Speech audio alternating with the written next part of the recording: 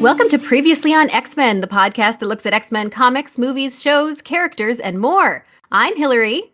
I'm Eric. And we are back with X-Men 97 today with a 3-part season finale. Mm-hmm. Tolerance is Extinction. Parts 1 through 3. Yes. And boy, we have a lot to say here.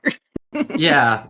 I mean, I guess it is a 3-parter in that there are 3 episodes that continue a story, but it's like, because this show has been very fragmented, I feel like in a different reality, this just would have been 3 different episodes.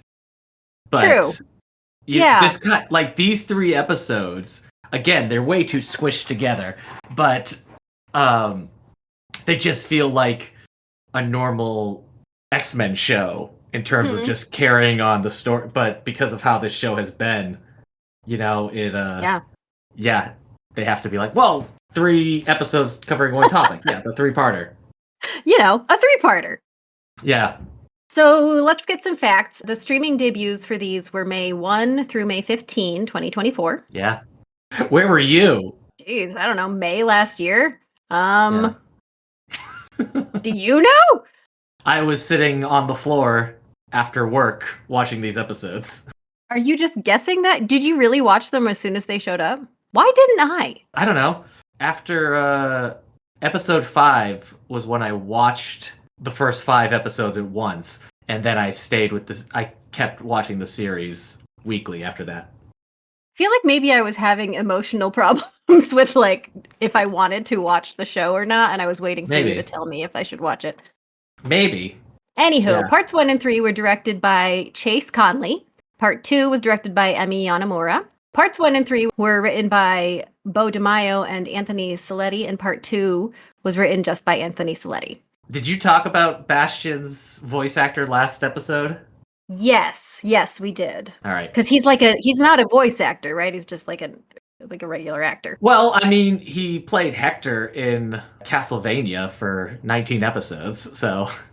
Oh, well, I know nothing about that. Yeah. He just has that vibe. Like, he's one of those guys, and I feel like they turn up now and then in audio mediums. Where they just have a sound that's like, I don't know. Like, you can tell that they're live action actors, but they're not necessarily not working it.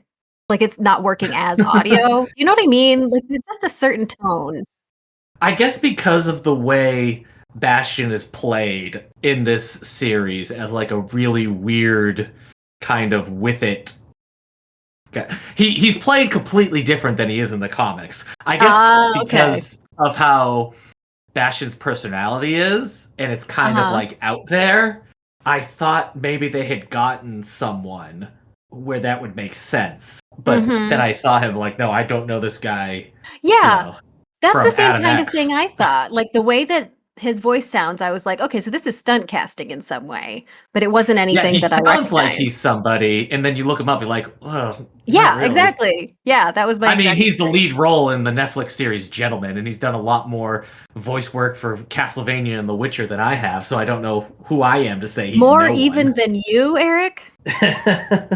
Anyway, so we'll talk a lot more about Bastion, and you can catch me up because I don't think I've read any. Well, that I remember comics with him. Anyway, so let's start with part 1. We start with Cable shooting bottles in the backyard of the mansion. Because as we recall from the end of the previous episode, he showed up and knocked out, what's his name, Nimrod, with an EMP. And now he's just with everybody. But in the mansion, kind of watching, Cyclops and Jean are like talking about him. Like, we just figured out he's Nathan. This is crazy. Yeah, this Cable doesn't really care so much about the Jean Grey. Yeah, which is because she's not her. She's not Madeline. And like, yes, that is definitely true. But it doesn't really feel like it's a struggle for him. It's more just like, this is some random woman who's genetically identical to my mother, but it's not an emotional component. Also, he only knew his mom for like 2 days. And in those 2 days, she did try to kill him. So. Also, Jean does have the memories. Yeah. She has the genes and she has the feelings and the memories of giving birth to him. Yeah. And it sort of feels like that warrants some connection, right? Guess not. I don't know. Not to a Anyway, hard-bitten soldier of the future like our friend Cable. I guess. They spend most of the time leaning heavily into the Cyclops as a father part of it. And Jean Yeah. pretty steadily treats the situation as I need to help Cyclops because this is Cyclops' son and he needs to work through this process. Mm-hmm. They talk about it and try to figure out how Cable and Bishop got separated because, as you'll recall, they sent the baby, Nathan, with I Bishop. don't even know why they included Bishop in the show. Considering how he shows up at the end of this whole series, Right, that could have been cool. it would have been stronger, yeah, to not have Bishop at all and then have him Yeah, show up, because then fans of the old 90s show would be like, yes, Bishop! yeah, But you're right. doing where he's just there for like nothing in that first episode, and then Yeah, they he really don't use him. takes Cable, or baby Nathan, into the future, but then loses him. So it's just kind of like, what was Yeah, the point other yeah, than you could put him on promo art at the beginning? It just yeah. I think that it's is annoying. probably a lot of the point. Yeah, Remember, maybe. Bishop, isn't he great? So anyway, I guess they Mm-hmm. decide that, they just got separated in the time stream or whatever, Mm-hmm. and Bishop just never came back and told them he didn't have their Yeah. son that they had entrusted him with or anything. But anyway, And the UN is announcing to the world that Xavier's alive. yes, which I guess there must have been some release. Like they have the video, I guess, of them announcing him as the new emperor and all of Yeah. this stuff. So I don't know if they like intercepted some interstellar radio waves or what, but they have that. So he's alive. That's a whole scandal. They're already going into the narrative that the X-Men faked his death just to garner support for the mutant cause because Mm-hmm. that's what happened. Yeah. I don't know why, again, they decided to just say Xavier was dead instead of telling the truth. They're already, like, mutants. They're already in a world full of robots, and pretty sure they've Yeah. seen aliens, so... I mean, haven't the what? Shi'ar been pretty visible in like the things that they've done on Earth? Maybe I'm wrong, but I just feel like it wouldn't be that such a shock. Yeah. Or just say he's missing. Yeah, we don't know. We Yeah. we left him on Last the we counter, and we saw- got home, and he was gone. We left a window open. I bet that was it. Yeah. He just ran right out. So meanwhile, later in the day, Cable is briefing the X-Men. Meanwhile, on X... Oh, that would have been a good title for this podcast. Meanwhile on previous X-Men? Meanwhile on X-Men. Because it's Oh, Radio that would have Meanwhile. made people really mad. Oh. They would have been like, why didn't they just say previously? But it's on Radio Meanwhile, so... Oh, you're right. You're absolutely Meanwhile right. on X-Men would have been pretty funny. Not bad at all. All right, well, I don't get credit for coming up with the idea this late. Yeah, we're pretty late in the game for that. Yeah. So anyway, Cable's briefing them on Bastion because he knows all about Bastion. Bastion was a big influence in his timeline. Yep. So apparently in Cable's timeline, Bastion used the fallout from the big Genosha attack to get backing for introducing the Prime Sentinels, which we will learn more about later. Mm-hmm. And he, I guess, created them using the same techno-organic virus that Cable is infected with. Mm-hmm. And then there was a 300-year war. Yep.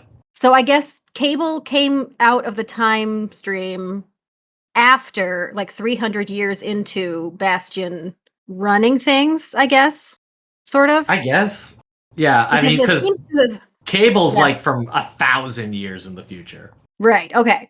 So what seems to have happened as Cable's talking through this whole thing is that Bastion made these Sentinels, and then he basically enslaved all mutants to create like a utopia for humans. Mm-hmm. So humanity gets this like perfect life, and then all the mutants are put to work to kind of like keep that going. Yeah, very original Genosha.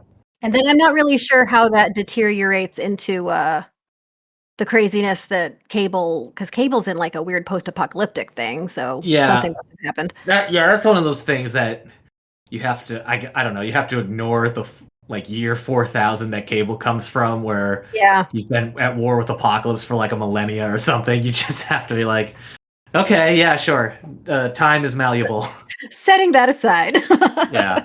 But so they ask him why, because he's a time traveler, why didn't he go back and stop Genosha from happening? Like, stop the Yeah. disaster from happening. And he's like, well, I can't. Like, I went back many, many, many times and I just Calls it can't an stop it. absolute point.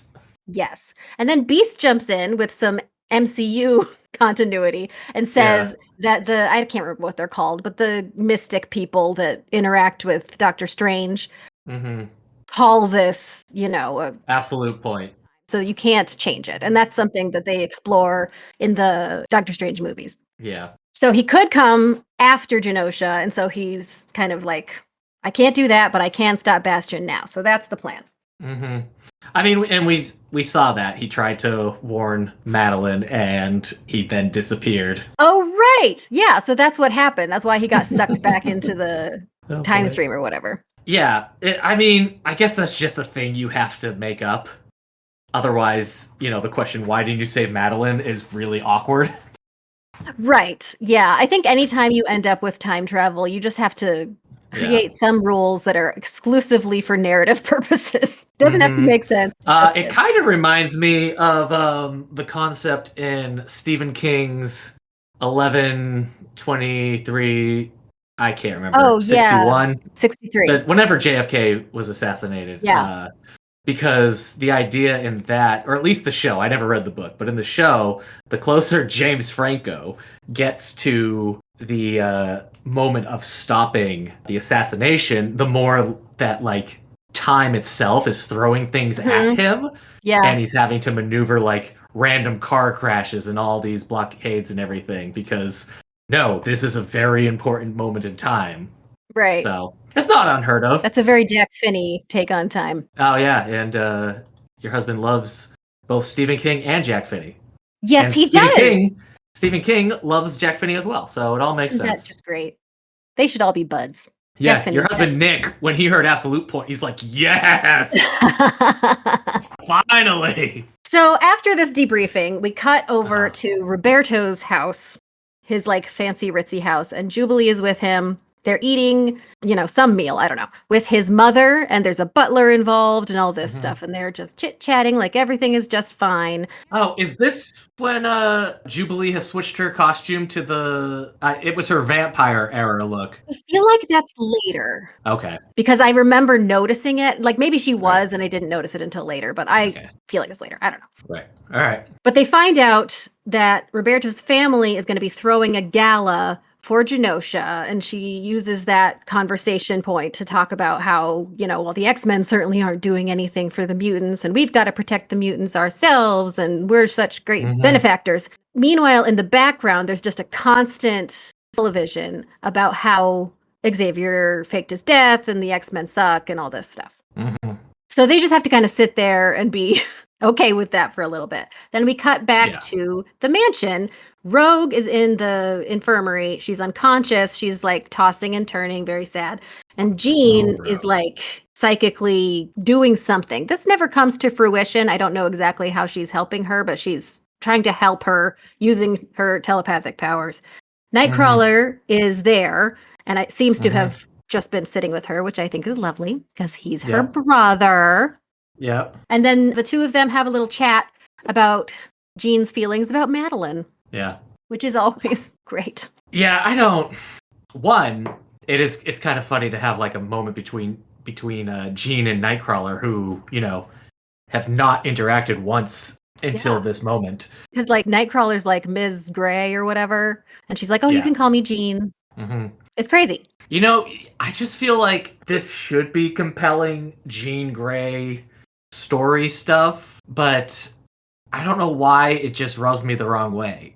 I mean, it's comic accurate and it gives her a lot more stuff to do and feel and think about than she's ever had, but there's just something about the whole Jean Madeline story in this series that I'm just kind of like, okay. I don't know. The voice actress, Jennifer Hale, she's like a very successful and popular voice actress. She's done some very big things. But I don't know if I necessarily love her during Jean's big emotional moments. Yeah, I see that. So I don't know. It could just be a personality thing. It could just be I still carry Jean is boring from the previous series over. That's true. She does So have it might that not be hanging the around her show's neck. fault. Yeah. Well, yeah, I think that you're right about both of those things. I also think that this is one of those situations where they give her too much to not give her more. You know what Mm. I mean? They let Jean sort of in isolation Mm-hmm. have this thing that she's carrying about the Mm-hmm. memories that aren't her memories, and then specifically about having a son who is not her son, which, by the way, should be much more traumatic than they Right. are portraying it. And they never let her really like fully go through that, and she doesn't really go through it with anyone else except for Nightcrawler here, who's basically playing a therapist. Yeah. I mean, she found all this out. Like, this all came to fruition in the third episode of this season, and then she wasn't in episode 4, 5, or 6. Oh wow. It's one of those things where, in a longer show that isn't rushing kind of stuff, Jean might have had her very own episode without any of the other X-Men, where she recapped and explored her life and who Mhm. is she if she's not her memory, all Yeah. that kind of stuff. But we don't get that, so Yeah.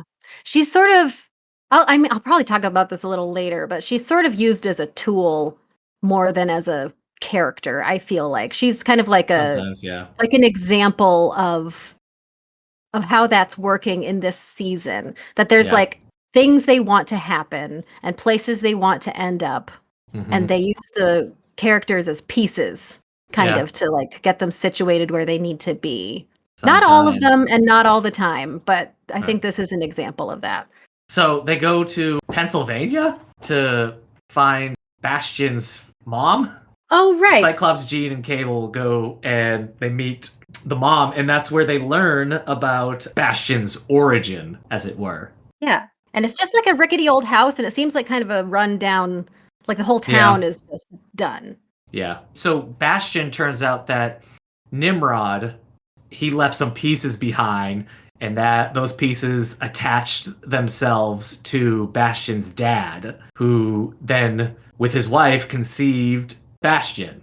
So Right. Bastion is part human, part Sentinel from a DNA level, Right. which, will technically make him a mutant. I mean, I guess, because you're saying he's a human machine hybrid on a DNA level, but also, wouldn't he still just be a cyborg? It Well, doesn't he doesn't really, have an X gene, but I think that yeah, the thing that's what's unique about him is that he's not a human who was infected by the technovirus. right. He's a human who Hmm. was born Of the mask. from someone, yes, who was infected by the technovirus. So the Right, technovirus is like a part of him more yeah, integrally, I guess. So he's like a hybrid in that way. right, So they find all of that out because Jean kind of figures she has like these psychic yeah, impulses from the past kind of thing, and she just yep. shares it with everybody else. So that's a pretty helpful way to get that out. So the difference here is in the comics, Nimrod is fighting Master Mold. He's disguised himself as a human during present day X-Men time, and he's just living his life. And the X-Men are fighting Master Mold, and Nimrod is there. And Nimrod and Master Mold end up going through the Siege Perilous. And that, when they come out, they have been merged and combined into the new being that is Bastion. So in the comics, he's full machine. Okay. But still made in kind of a weird way. He's more one-dimensional because you can't really argue with him because he's a Sentinel. He's two big Sentinels that were made exclusively to kill mutants on an extreme level. So like you can't be like, hey, you're kind of a mutant too. You should be nice Yeah. because it's just like does not compute level of Yeah. complexity. I wonder why they went this route then. Like if it's such a different character origin, is it combining with some other character? No, it's just not something that they don't have the pieces set up to. They don't have the Siege Perilous for one. They don't have the backstory for it. Like this show's Nimrod never was really anything more than just, the pink giant boombox. So I guess I'm just wondering because rather than just doing something simple like Bastion is this guy who was connected with the Sentinels in some way, just some simple connection. If they're not going to mess with like the complicated thing, but they went in a completely separate, new, way complicated thing. He's still connected to Nimrod, and I guess now you can play on but you yourself are also a mutant, and don't you see the irony? And he's like, "What is love?" And then he explodes. Yeah, I don't know. It's crazy. All right. But anyways, the mom turns out to be a robot and attacks them. And yes, that does happen because apparently Bastion's whole plan has been to infect random people throughout, and he walks Val Cooper. Val Cooper is apparently teamed up with him. I don't really remember how that happened, but he walks her through the whole situation, the plan that he has been getting these volunteers who I guess are not happy with mutants like leaving humanity behind or whatever, and he gets these volunteers and he turns them into sleeper agent sentinels, and then sends them back into the world. And so apparently they're seeded all over the world. Yeah, so it's kind of these 3 episodes are loosely adapting the Operation Zero Tolerance comic arc from the mid to late 90s with Bastion and the Prime Sentinels and all that. This is one of those things where I'm like, Operation Zero Tolerance could have been a full season of stuff. Because in the comics, there's a lot of the X-Men getting split up, with all the Prime Sentinels showing up. You're in all these different locations. We'd probably be burnt out with it if it was the whole season. But it really is only this episode that we really deal with the Prime Sentinel-ness of Operation Zero Tolerance, and then it becomes just kind of big action Asteroid M stuff. Right. So I guess Operation Zero Tolerance gets as much space as the Inferno storyline did in Fire Made Flesh, and Genosha got, it's very rushed. Which is like extra a shame because you could almost just the nature of how they're extra. Yeah. Just by the nature of how they're having the Prime Sentinels be like these sleeper agents, it has so much potential to be almost like a Secret Wars level thing where like you just have it happening throughout people's lives, but you don't really have that at all. Basically, I mean, you have Trish Tilby turns into. Were you surprised when Trish Sentinel. Turned out to be a? I was. Yeah. But also not, because she seems like a secret bigot. I was a little surprised because, I just think, oh yeah, Trish Tilby, it's Beast's sometimes romantic interest in the comics. No, but that's like the only one that they do that's like, oh, even her, Yeah. Well, I mean, luckily we get, even though we really only get one episode of it, it kind of delivers on the action level on that. Yeah, that's true. In a way that kind of was hard for me to handle it when I first watched it, just because it was so much. And really, I'm just talking about the Wolverine in the mansion fighting the Prime Sentinels, and he's like, I'll give you, what does he say? I give you 6 reasons. I can't, but Nightcrawler pops in and is like, how about and he's got a sword, his tail is holding a sword, so he's got 3 swords. He's got 3 swords. And I loved how they teed that up because Nightcrawler gets knocked out in the earlier scene, and he knocks swords off of the wall, and they just land in front of him, and it's like, oh, he's gonna have the swords. All of this was really fun. I mean, it's just nice to see such a classic version of Nightcrawler in a classic action-y scene, because the 90s cartoon could never really make it look that good. And, other shows, he's been like a goofy kind of teenager or what. So this is just kind of, it's fun to see a very swashbuckling Nightcrawler and teaming up with Wolverine as buddies. That's something this show, I think, has consistently done really, really well, is giving all of the individual characters very specific moments to shine in the action. I think that's always been pretty good. And, when they're in the air fighting and Wolverine's, just tearing his way through the Sentinel Prize in the sky, that was where I was like, this might be too much. I might not be able to contain all this action inside my little heart. My heart's beating so fast. It's just so much, and it's so fast, and it's done so well, and so, like, the stakes feel real, and it's dramatic. It just hit me in the same way, like, the high points of maybe, like, X-Men 2 hit, where you're just like, yes, this is what I want. Yeah. And this kind of stuff. I like it. Yeah, it was really good. The action in all of these, I think, has been really good. We lose the mansion, though. Yeah. The end result of all of this fighting is that the mansion is just on fire and there are holes in it, and it's all very sad. In this continuity, this is only the second time that's happened, though, because the first time was the first season where With Juggernaut, and then I think it just remained standing the entire. It might have got beat up at times, but it never got just demolished. They never had to rebuild after that Juggernaut episode. So now it's demolished. Yeah. So apparently, Bastion has been working with some secret cabal because he has like a video chat with like all of these shadowed characters, and some of them you can tell who they are. There's Doom is there and Zemo. It's always funny when Marvel's like, "Oh no, Doom and Zemo wouldn't be okay with something." It's like, okay, I mean, Zemo's a Nazi, and Doom is literally trying to blow up the world half the times. So you get the impression that like the heavy hitters in the villain community are working with Bastion. Right. But that's really kind of all you get from that. The rest of it really just does seem led by Bastion for the rest of the way. Yeah. Well, okay, so while the mansion is being destroyed and they're fighting, we also see flashes kind of around the world of the Sentinels activating and taking things over, which gives us some opportunities for cameos. We've got like Omega Red. Oh, right.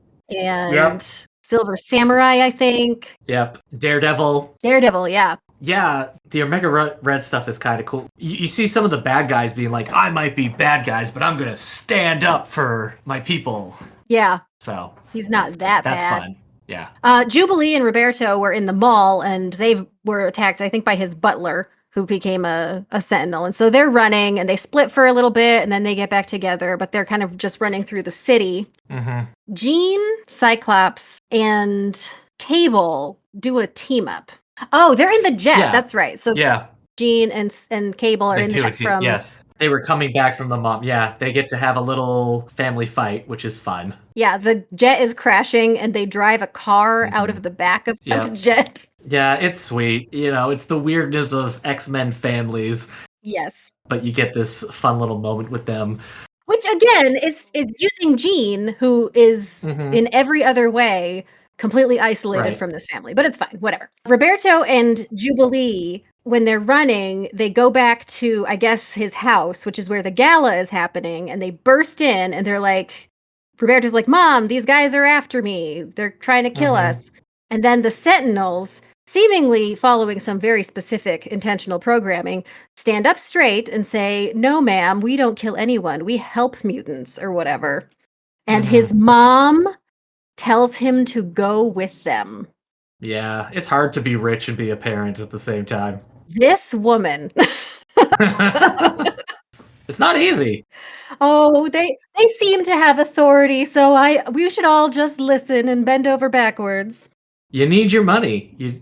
How are you supposed to raise your kids if you lose all your money by revealing that your son is a mutant and you don't want to hand him over to the government? So Valerie Cooper is having a crisis of conscience from everything, which seems a little late considering how many people died. Genosha? Well, I mean, you do see her talk to, because when Magneto, did we say Magneto is in Bastion's place? Yeah. In his facility. He's sorry, we haven't even on commented on his zaddy Speedo. There is a very funny video that somebody did, and it's all voiceover-ing the real stuff, where Bastion and Valerie Cooper are just absolutely gobsmacked by what great shape Magneto is That's in hilarious. for his age. Gosh. Like in this video, I can't remember. he's like, this man survived the Holocaust. Look at him. Like, and then they let him go, and they're like, who put him in the Speedo? Was it you, Sinister? He's like, I'll never tell. It's just, I mean, it is very much like, yeah, this Magneto is still supposed to be, 10 years old, 12 years old during the Holocaust, and Yep. is now this old and is that jacked. Mm-hmm.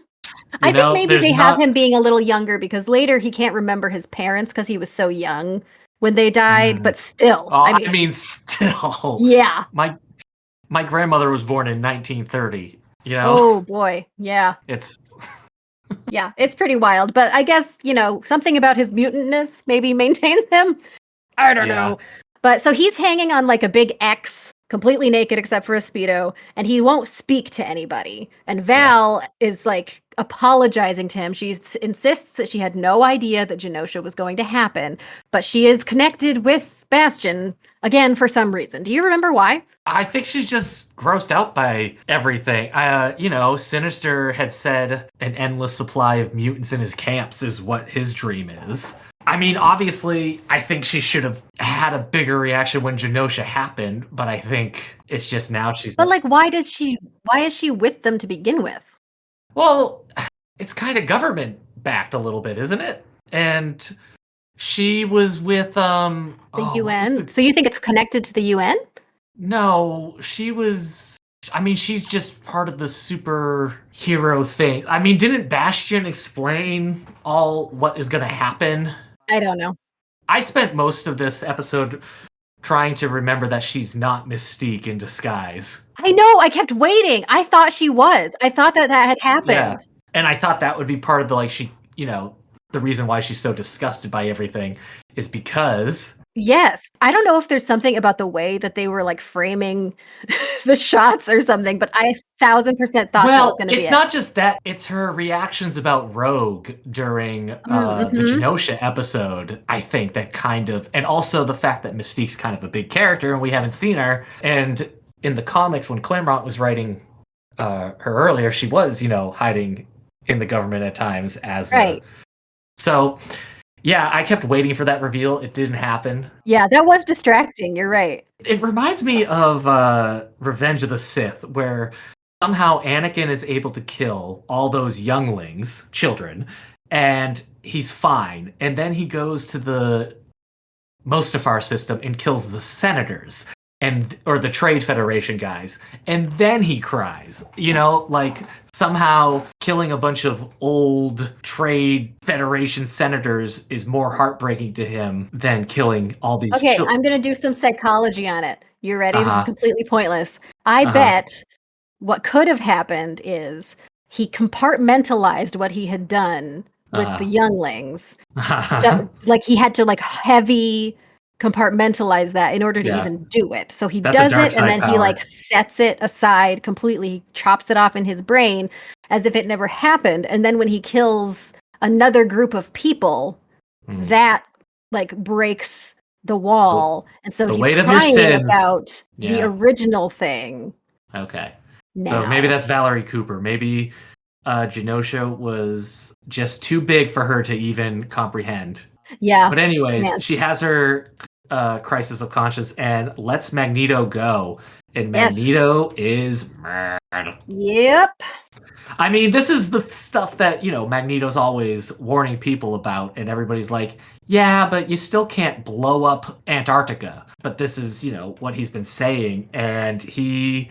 Oh, but this is what he's been saying. And before we see what he's going to do, Sinister is holding Val because she let him go. And we have some good moments with her talking through what had happened in her mind about this. And at the very end, she says, Magneto was right. Yeah. She says it, which again made me think it was going to be Mystique. But I guess there's also strength to just have a human character on the wrong side come around to the right side. So I think so. I think so. And having her be, I mean, she's like from the UN in this series. Yeah. She's like a representative of humanity for this whole season. And to have her come around to Magneto's right leads so well into him he goes to the North Pole, and then he just like sends some crazy storm, like He electromagnetic creates an entire storm. blackout of the globe. He And, blacks out yeah. everything. And, I think we're told, thousands of people are killed, which is not something you can usually say afterwards. Well, but now he's sorry and he's being a good guy. Like, usually you kind of have to be punished. That's a pretty for that. high body count. Yeah. The X-Men movie series, specific, the prequel series with Magneto from Days of Future Past on, they're constantly like, yeah, but, he's our buddy. But here, I'm going to counterpoint you here because when I was watching this the first time, I think I leaned more on the wow, this is big. I can't believe he did that. This time around, I'm feeling a little differently about it because the reason that he does an electromagnetic pulse around is the to take globe out all the Sentinels. is to take out the Sentinels who are actively murdering all of the guys. So when all the mutants, and so when Wolverine is all stricken, is oh, Magneto just declared war on the world. I'm like, did he? Because it feels like he's responding to an act of genocide. Right. Following a prior act of genocide. I guess it's just one of those things, it depends on who you are in this universe when this is happening. If you're a regular human, then you had nothing to do, technically, with the Prime Sentinels. You were just in an airplane. But because of those Prime Sentinels, Magneto, shuts them down. Your airplane goes down. Now you're killed. So, these casualties of war. I would say this is an overreaction on Magneto's part, but I don't think it's fair to call it an act that he's declaring. Yeah, I don't even know if I would say it's an overreaction on Magneto's part because this is just Magneto's reaction in general. Yeah, I mean it's not out of character for him, but it's it's a disproportional response. Yeah. I'm just saying it's not one of those things where in season 2 Magneto could be on TV with the X-Men. And they'll be like, yeah, that's fine. Well, we'll see. Who knows? Yeah.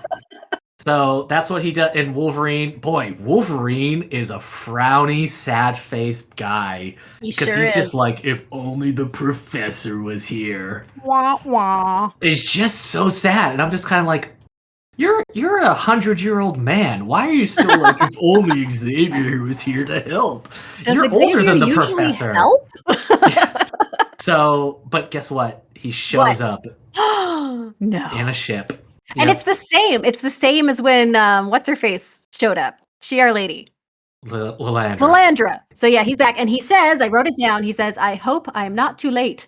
To me, my X-Men. And he psychically sends that around. And I'm like, buddy, first of all, you are too late.